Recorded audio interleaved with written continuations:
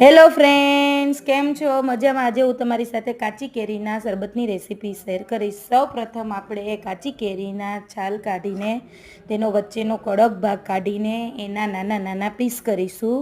આ પીસ કરીને આપણે એને એક ગ્રાઇન્ડરમાં એડ કરીશું.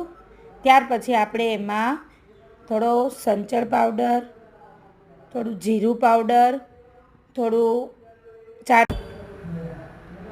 થોડા જીરા પાવડર અને ત્યાર પછી મેં અહીંયા થોડી મિશ્રી લીધી છે, સાકર.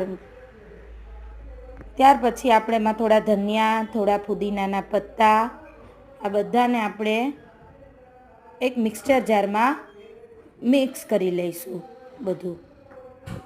ત્યાર પછી એને છાણી લઈશું. ઠંડુ પાણીમાં આપણે એને છાણી લઈશું. ત્યાર પછી એને આપણે થોડું ગ્લાસમાં કોટિંગ કરીને લીંબુનું અને નમક લગાવીને આપણે ગ્લાસમાં કાચી કેરીનું શરબત એડ કરીને તેને સર્વ કરીશું. તૈયાર છે આપણું કાચી કેરીનું શરબત.